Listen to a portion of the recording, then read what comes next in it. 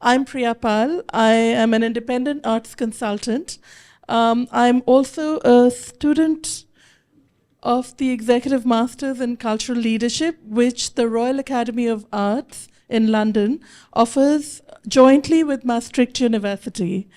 Today, it gives me immense pleasure to present the conversation between Rebecca Lyons, Director of Collections and Learning at the Royal Academy of Arts, with the Royal Academician and contemporary artist Rana Begum. The talk will explore Rana's work and career and the role artists and institutions can play in fostering leadership. I invite both Rebecca and Rana to come on stage and take their places. To briefly introduce you to both, Rebecca Lyons is an art historian, curator, and lecturer. She is the director of the Historic and Contemporary Permanent Collections, the Library, Archive, and Education programs at the Royal Academy of Arts in London.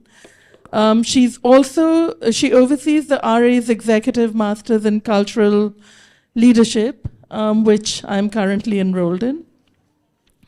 Rana Begum is an artist based out of the UK. She was born in Bangladesh in 1977. She graduated with a BA in Fine Arts from Chelsea College of Art and Design and went to gain an MFA in painting from Slade School of Fine Arts.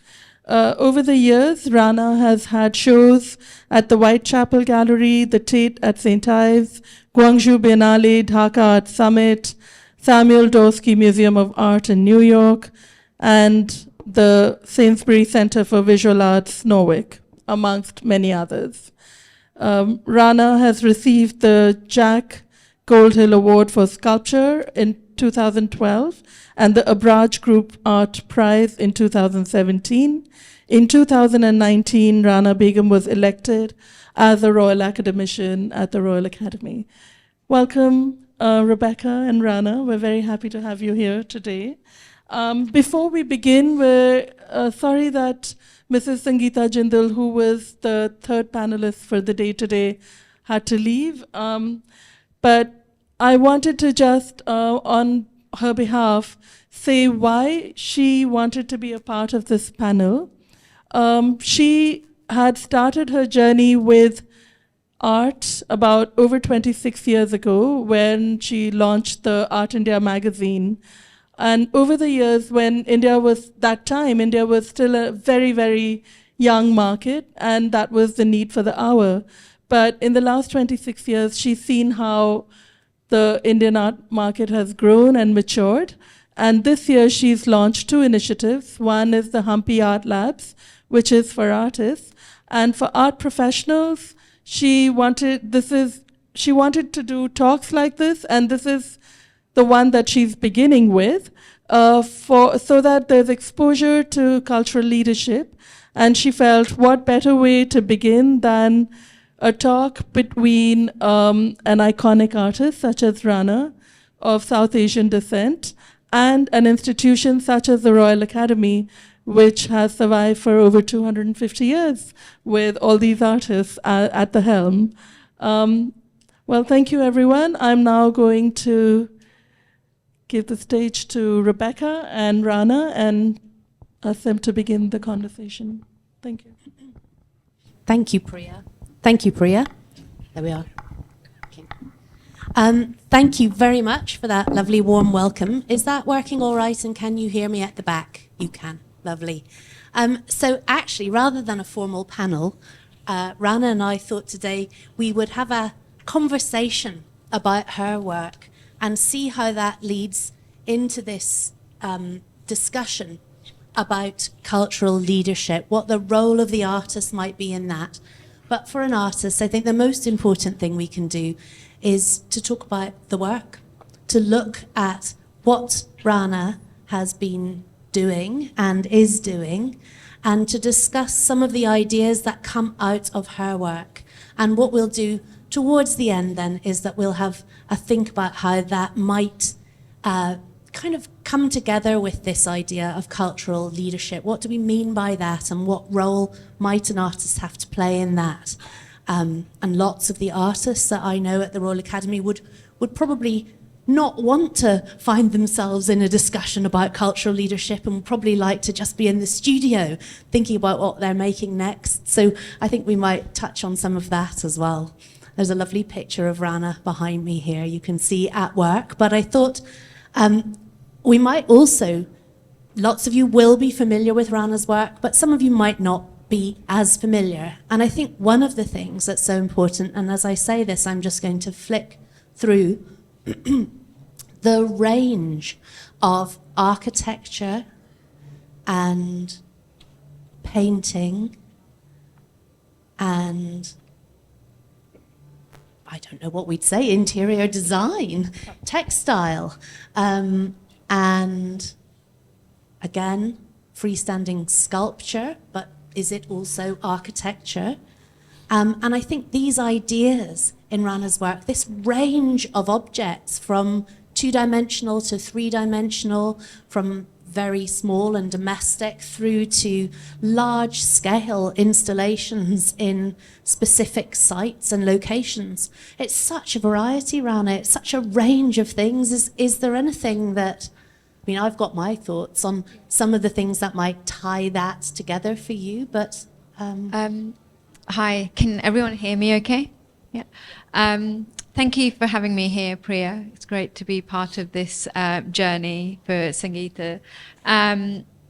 It's interesting kind of going through my body of work. You know, each one that you see, sometimes people kind of think, oh, is this Rana's? But actually there is a link when you start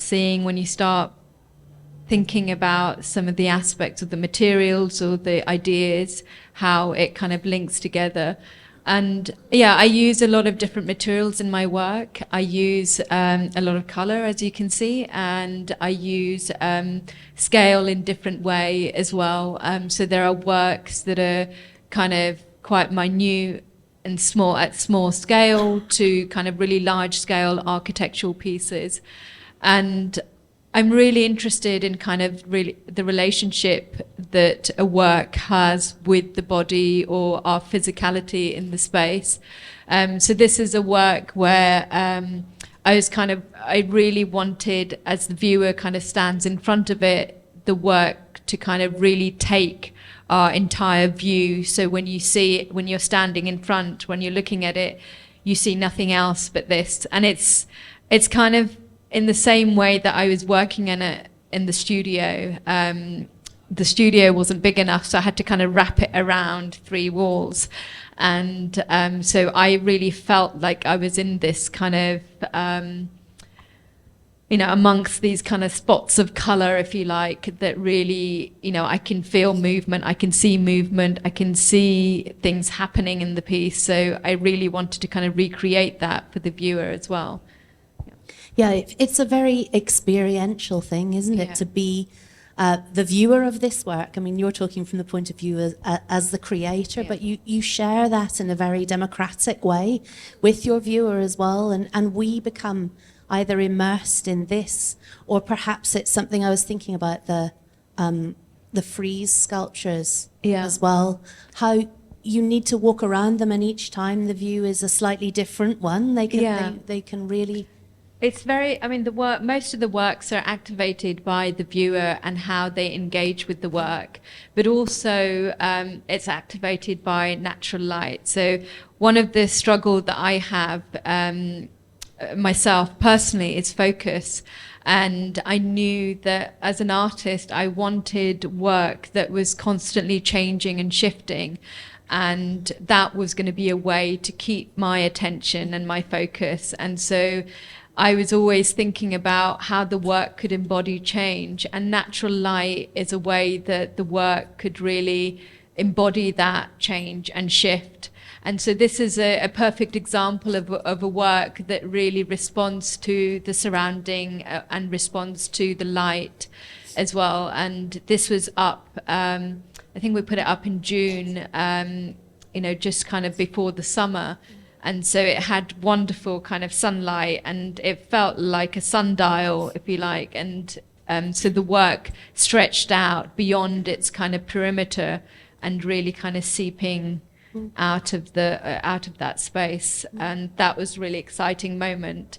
So this is a series of work that where it explores the idea of color interaction, and so these kind of 5 plane of colors as you walk around kind of mix with each other and mix on the ground as well. So this is, yeah.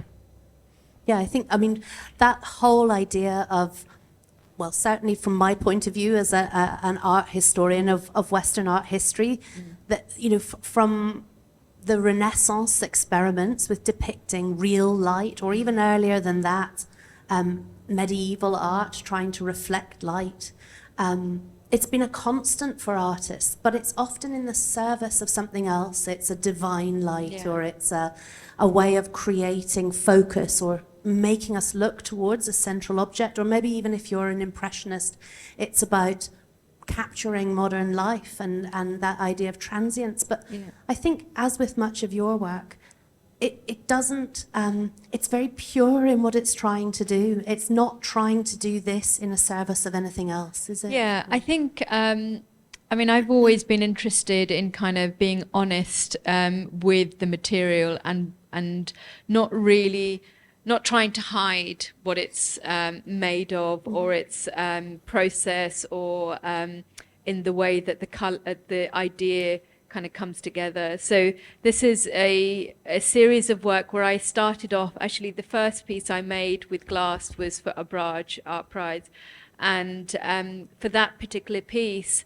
I had initially proposed that it would be embedded into the ground, so that you really get to kind of experience the color and the way the material really reflects the color as well. And so this is made of glass, laminated glass, so you have 2 layers of glass with the color interlay in the middle.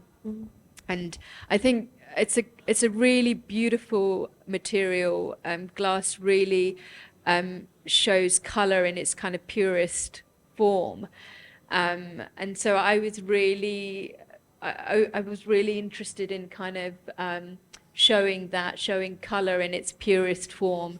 And I think, and that is one of the reasons why you'd see I use a lot of, I guess, kind of primary or bold colors. I've never been interested in physically mixing color, but that was something that was happening naturally within my work, which I got really excited about, because whenever I tried to kind of physically mix, you know, 2 color paint together, it was always kind of muddy or murky. And I felt that I was kind of losing its purity. So I was interested in how materials would allow me to do that. Yeah. That's great. And I think I've just moved on to a couple more of your, I suppose, I hesitate before I say 2D or flat, because they play on that space where they kind of sit against the wall and then push out into the viewer's space as well. Yeah. And this is actually a series that started off as studies. So on your left, you'll see an image of a piece of work that's made of paper. And I had initially started this series because I wanted to find a way to break away from the usual geometry that I was using in my work, which is kind of the rectangle, the square, and the triangle, and the circle. I wanted to kind of interrupt that. I wanted to break that up and break that rhythm up. And so I was folding pieces of paper to come up with, if you like, odd shapes. And I got really excited because they took me back to kind of early stage of my research, which was about light and form. And the more I played with this material and the idea of light playing with form, they became kind of works in themselves. They became studies for color and then developed onto kind of physical work. So the one on your right is a work, large-scale work, that's made of mild steel that's been car body spray painted. I think something that I find really interesting in your work is that the idea of abstraction in Western art history certainly, has been around for a while now, about 100 years, and joining that conversation and joining it in a way that feels different and moving between these boundaries, I feel in a way you move us out of that certainty, if you like, in the early minimalists, in the early abstraction sort of phase of Judd and co. You move us towards something perhaps more playful, even perhaps more specifically really wanting to engage the viewer as an equal, I think. Yeah, I mean, I love some of those artists, and I've always been kind of inspired by, Judd, Agnes Martin, Sol LeWitt. But there is always this, I think with Judd in particular, and in particular with minimalist artists, that there's a kind of idea that the work is cold or doesn't have warmth or doesn't really draw people in. And I don't know, as artists, you're always trying to kind of push yourself. You're trying to kind of,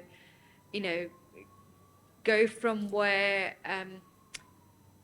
where it's been kind of where Judd left or Sol LeWitt have left, or where, for instance, Islamic art, it's kind of, we're looking to see how we can take those kind of ideas and those kind of concepts, further and push ourselves. And I think, for me, I see a lot of warmth in Judd's work. I can, the minute you see something interact with light, you can, the material comes alive or the idea comes alive. And that's something that I was really excited about and wanted my work to kind of have those experiences, if you like. Yeah, I find it very inclusive and very welcoming for the Yeah, for the I mean, viewer. the language is, an abstract work or abstract artist, the language we use, people immediately feel like they can't connect, but actually, anyone can connect. You don't really need to have a degree in abstract art to kind of understand it or experience it. So, yeah. And I think, this begs the question, of course, because having given this a very Western art beginning, of course, we could think about the traditions of Eastern, Islamic, geometric pattern making, art, centuries of art. How much do you feel that you have connected with that tradition? I very deliberately put up an image here of your baskets, but I wondered if you could say a bit, or here's another one from the Dhaka.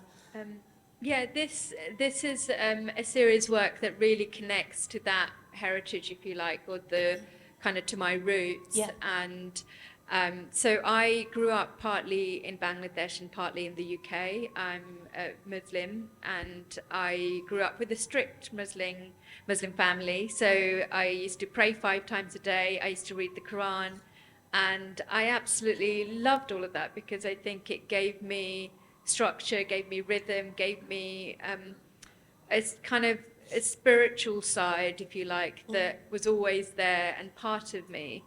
And I think, in different ways it comes out in all my work. That aspect or that side of my life comes out.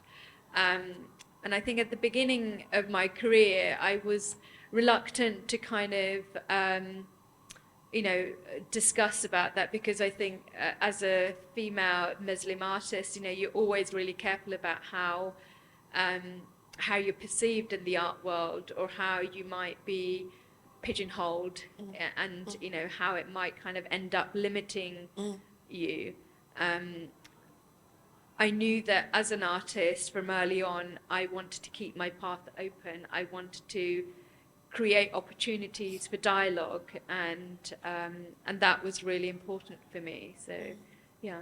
Yeah, and I find that even in the way that you title some of all of these works, it's a bit tricky for an art historian because they have numbers rather than titles, or sometimes a lot of numbers. A lot of numbers to get your head around. But in a way that also feels inclusive, or it feels like it's not taking us down a particular interpretive path? I think for me it was really important how the viewers experienced or saw the work, or how they can kind of relate, or how they can take those kind of experiences outside of a gallery and might view the world, if you like. So that was kind of really important for me, and I didn't really want the viewer to be bogged down or be limited by a title or words. I'm not a writer and I'm not very good with words. So, this is one of the reasons why I've become an artist, a visual artist. I think if I was good with words, I'd be writing books. I'd be using words to kind of create these experiences. But I'm a visual artist, and I feel I'm an artist that's kind of very sensitive, or I can't put it into words, but really about kind of sensorial experiences. So I think for me, it's that instant kind of reaction to a space or a material, to sculpture, is really important for me, and how people respond to that. Yeah, but I think you do that very well. I also think you do speak very well about it. But this is a series of work. So I had like a brief and I had a budget, and I was told that I had to use material that could be sourced locally. And I love challenges. And so I was really excited. And immediately, this series, it took me back to that moment of growing up in Bangladesh and spending a lot of time, because my mum couldn't handle me. So I spent a lot of time with my daddy, who, taught me a lot of things. And one of the things was weaving baskets. And I found that really calming. I found that very meditative, and that process. Isn't it? And I think it's also the tactileness, handling a material, playing with it.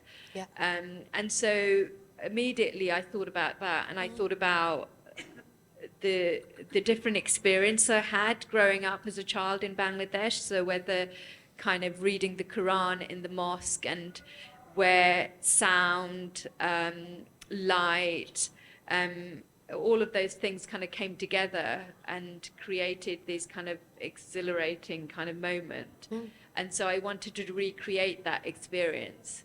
And so that's how this is the second piece that I made, and it was shown in Istanbul. It was produced in Istanbul as well.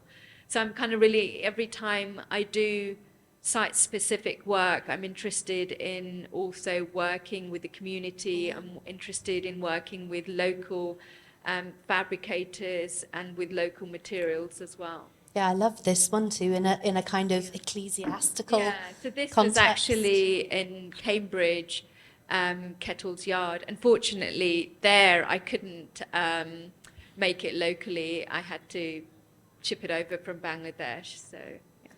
Well, I think something you said there, and probably those of you who are thinking about cultural leadership are thinking, well, how is this going to link? But I'm thinking that so many of the things that Rana is embracing in her work, so much of that sensory experience, like to the nimbleness, I suppose, of what's around you, of how ideas come, about how they're made into something else, about the challenge of the materials. And I wondered if we could go into that, about the materials a little bit as well.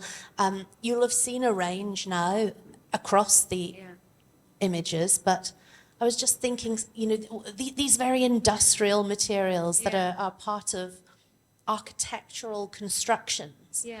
This is a good example, actually. So this is a piece of work that I made during my residency in the Philippines. And the residency was 2 weeks, and it was at a site where this person collects buildings.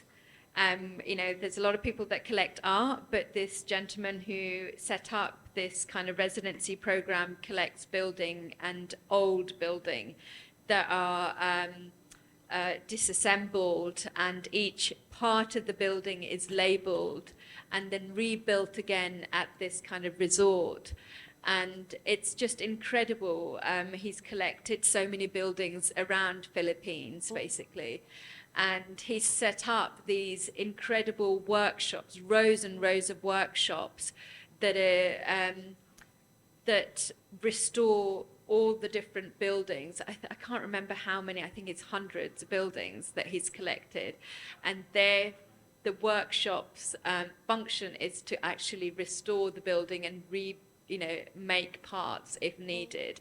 And so this is a workshop where you can see rows and rows of tiles that are being produced.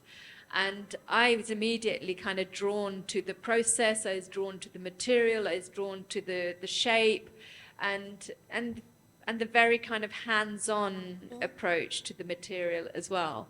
And so I just started kind of playing around with this material. I started working with the team, and even though we couldn't communicate, I still was able to kind of engage in some way or form. So I spent 2 weeks doing all sorts of things, making mistakes, playing around with material, and really getting to know, I guess, the people there as well, and the culture. And that was kind of a really interesting way of kind of getting to know a place as well. And I think just as when I'm looking at your work, I think I've got it. Yes, we're thinking about the sort of remaking these industrial materials. Yeah. Then, in fact, you'll do something else. Yeah. You'll encounter or encourage us to encounter a found object like these phenomenal fishing floats that you had encountered in Cornwall. Yeah. So it's not just about that sort of repurposing or reusing or causing us to look again at these materials of construction. It's sometimes also seeing shapes in the world. Yeah. Well, I mean, I love Cornwall, and I wish I can go and live there. The light there is incredibly beautiful, and the sea is beautiful. And so I just loved this kind of month of having this studio that looked out into the sea. And so for me, it was an amazing opportunity to also connect with other artists within the community, but also connect with an artist called Barbara Hepworth, who spent a lot of time there. And she's an artist that I knew about through my art education. There was a sculpture of hers at the school that I went to. I went to an all-girls school, and they had one of these. And I never really felt a connection to her work. I was interested and I was intrigued. And I visited her studio lots of times in Cornwall, but never really felt a connection until I was given these materials. So there were 2 fishermen below my studio in Portsmouth, and they were working with fishing nets, and I went over, spoke to them. They were kind of really reluctant to have a conversation, but I still hang around. I still kind of pushed, and finally, they gave me some materials, some old fishing nets with lots of floats attached to them. And I took that material, the 2 materials apart, and as I started placing them on the floor, I can see the way they were hit, the light hit the shapes. And I really struggle with curves. I struggle with not having straight lines. And so this is the first time that for me, the minute the light hit these forms, I was able to really appreciate the curve, if you like. And I was also able to appreciate Barbara Hepworth's work. And so this, this kind of grouping or playing with the material kind of led me onto the other works that where I wanted to completely remove color and really look at the shapes and the curves and look at how light responds to a material.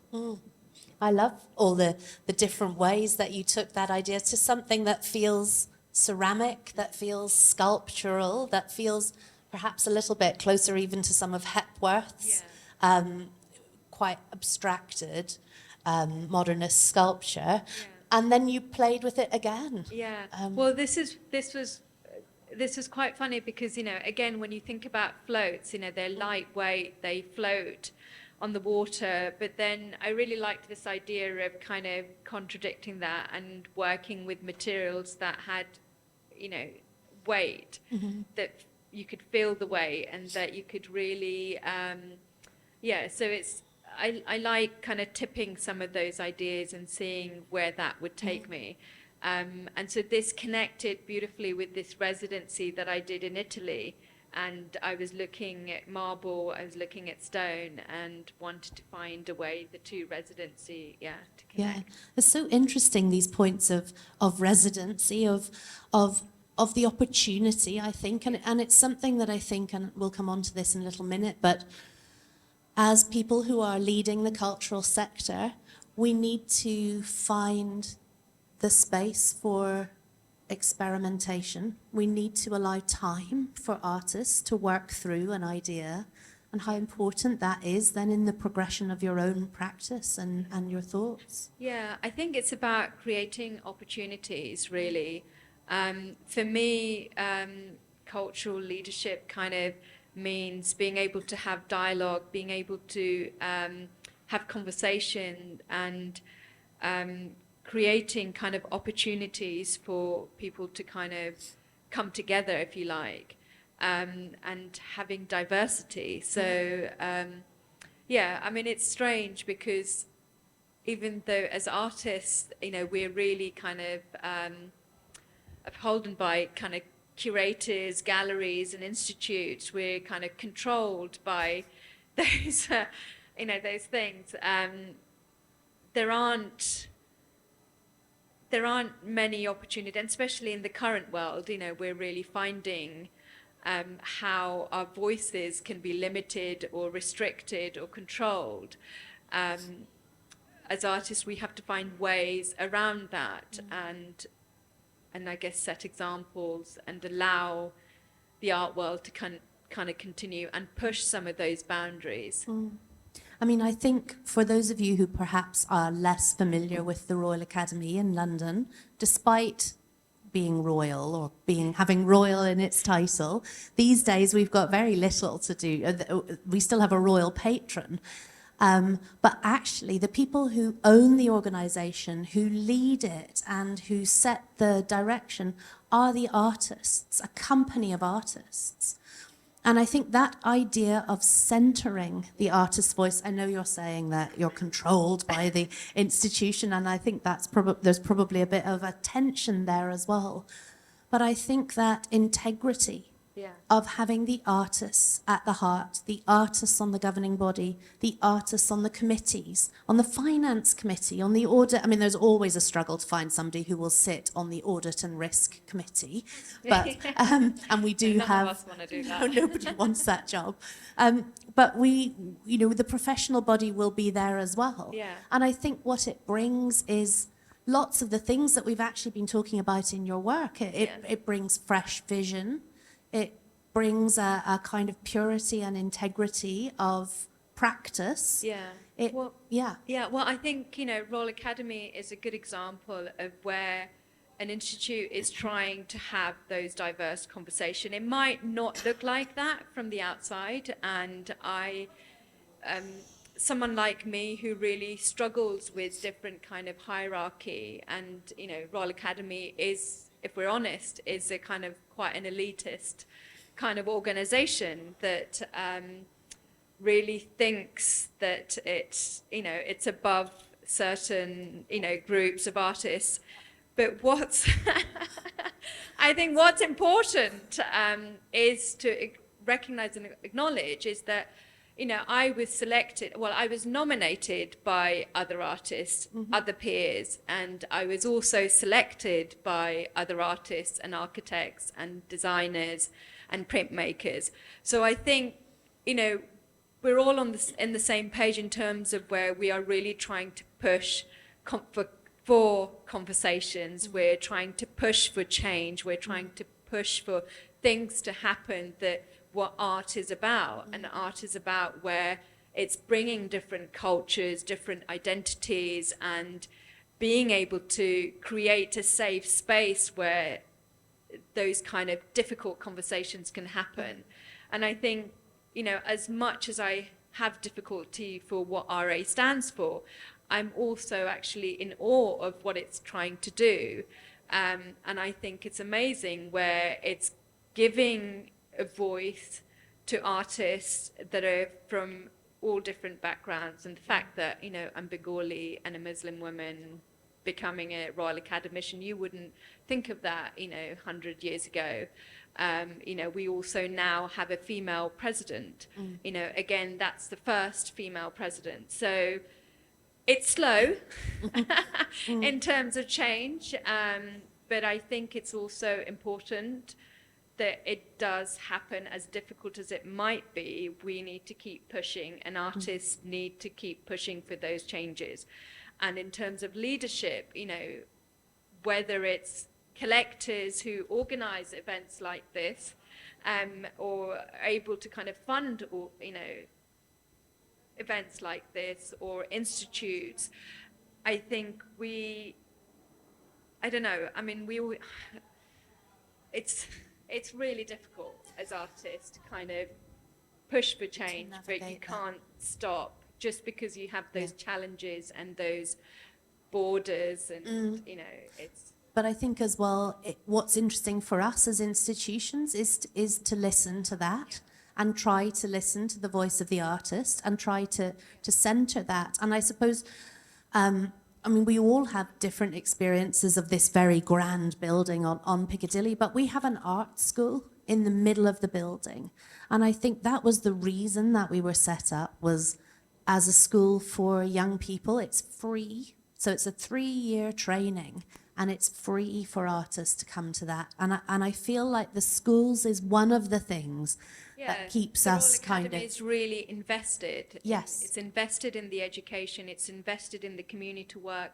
It's invested in the artists and the creative, the different aspects of the creative. It's not just the fine art. It's not just a, you know, certain type of art.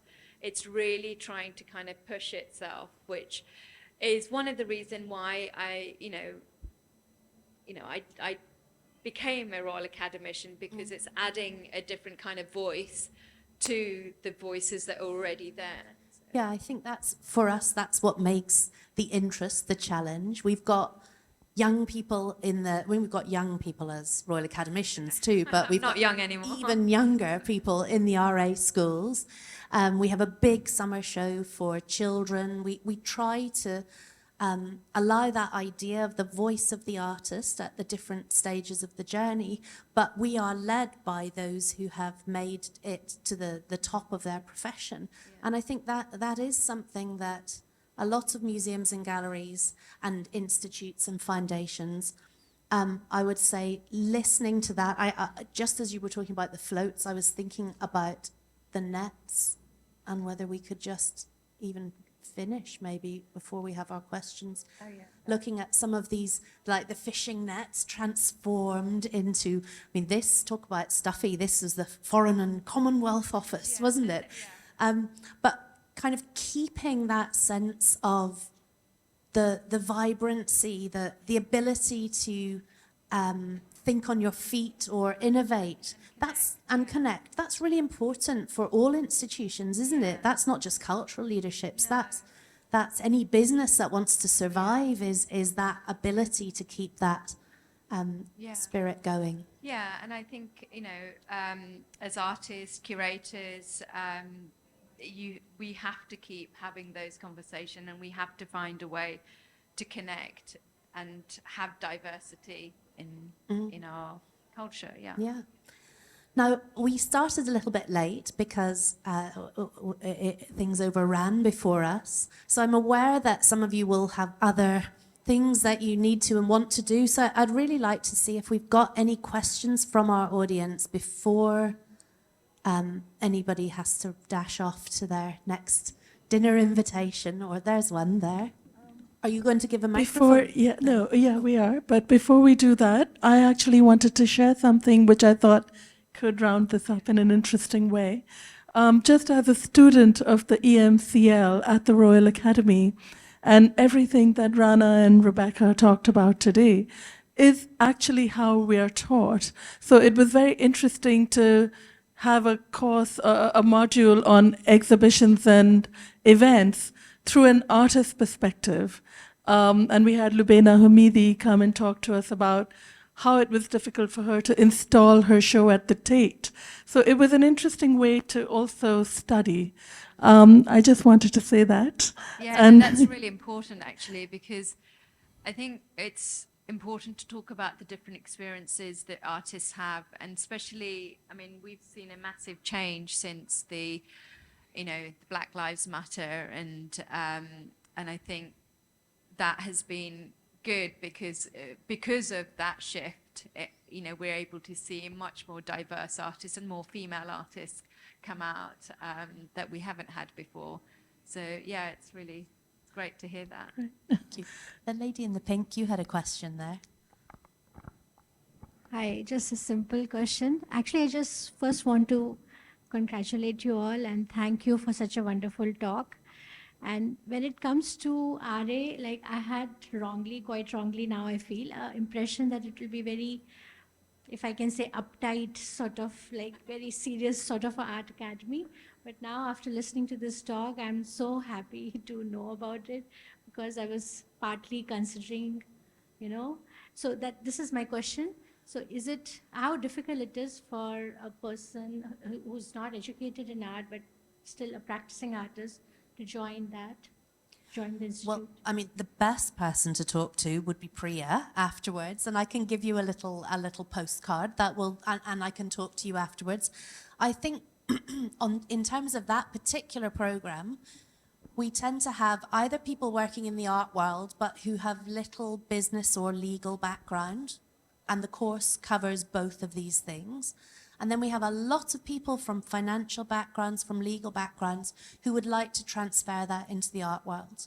So it's intense and it's challenging, but it is open to all who want to connect with this idea of cultural leadership. And we try to make sure that we have the artists' voices as part of what we're doing there as well. You're right about the RA having a reputation for being a bit uptight and a bit, I mean, I work there, but I used to feel a bit intimidated by walking in the door, and I'm the director of quite a big part of it. But I think we are trying to move away from that and trying, again, to use the voices of the artists, and as you say, Rana, as well, even propelled by some of the recent events with Black Lives Matter, with a desire. We talked about inclusion, and I think that's one of the things about Rana's work. It opens itself to everyone. It's an opportunity for everyone to engage, and we've tried with that as well to really make that a more open, a more inclusive place. And I think the way you collapse hierarchies, the way you collapse certainties, because this is a very uncertain kind of material here, the way you help us to look at things afresh, all of that will help us in the end to create a place that is more open for everyone, we hope. Thank you so much. Are there any other audience questions? There's one over here, this lady on the far side. I just wondered how Royal Academicians are appointed, how many there are, and what role they actually play within the Academy. Do you want to handle I it? think Well, you alluded to it earlier, Rana, didn't I you? think there's about 100, and that's a mixture of painters, sculptors, and printmakers, and architects as well. So there is usually you have to keep to that number, and then you get nominated. So as the RAs up to a certain age, I think it's when you're 70. Is it 70 or 75? I'm not 70 sure. or 75, you become Senior. RAs, but a position opens up basically, or when someone passes away. Various. So, yeah, it's like being in a club. Like It's you have like to wait being in a for club. some member to Yeah. to When someone passes away or someone goes beyond that age, then basically positions open up. Yeah. And that's when all of us start nominating artists or architects, and then that goes through a process of election. And we actually, just before I came here, we had an election and we elected 2 artists. And so that would be whether it's, there are certain numbers that of artists, painters, sculptors, and architects you have to have, but usually the artist has a bigger And what's percentage. your role within the RA? So we are then basically don't run the RA, but we have various roles. So there'll be committees, and there'll be finance committees. There'll be kind of, I guess, curatorial committees and project-based committees, and you take part in those. So it really takes up a lot of time, a lot of work that you have to do for free. So you don't get paid either, and you also get requested to do curate shows. So, for instance, a summer exhibition is a show that's open to everyone, and that gets curate. That would be one person would be selected to kind of oversee the overall theme, and then there'll be other artists and architects that are selected to curate specific rooms. And so I actually did that 2 years ago. Yes. Yeah. Thank you. Yeah, thank you. It's a really interesting way of working, actually, Yeah. because every time we form a committee, so I'm involved in a big building project, a capital project, but we would never go ahead with something like that without saying, well, in this group that is discussing this, who of the Royal Academicians is going to join us?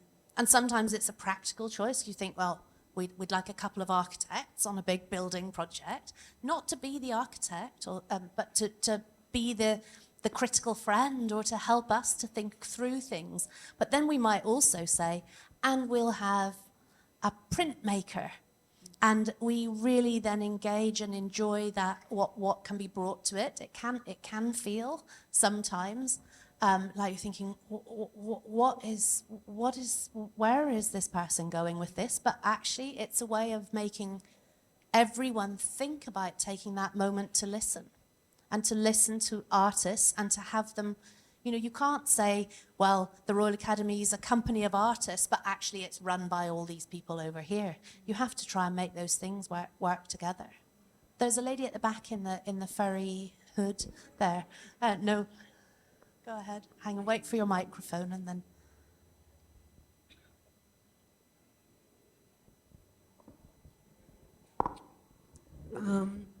So Rana, correct me if I'm wrong, but a lot of your work seems like you're trying to make a spatial rupture, or you're trying to, maybe rupture is not the right word, but influence like a sensory experience within a space.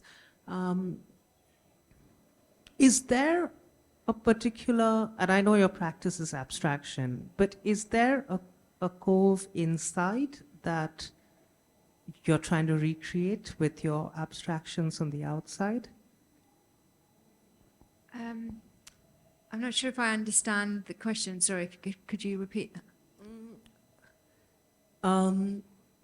All your works come across as trying to create a spatial experience, a rupture in the space, in fact. And it's poetic, it's dreamy, it's lucid, there's a brightness in the color. So what is the internal sanctum that... I mean, a lot of my work is kind of responding to a site, responding to a space, responding to the light, or an experience that I've had, and whether it be kind of recreating those experiences with those materials. But I think, I don't know, I feel very kind of, I don't know if trigger is the right word, but I feel moved by a space, and I want to be able to kind of embody that, the work to embody those kind of experiences. And sometimes it would do that, and other times it would kind of embody lots of conflicting experiences. I mean, I use a lot of bold, strong geometry, quite harsh. And so I'm always talking about creating a calm, contemplative space. And I don't really, kind of, when I describe to people, I use a lot of color, I use a lot of abstraction and kind of hard-edged geometry, you don't really hear or see calm and contemplation. But it's that kind of balance and that kind of dual experience that I'm trying to kind of create with the work. And sometimes it's uneasy.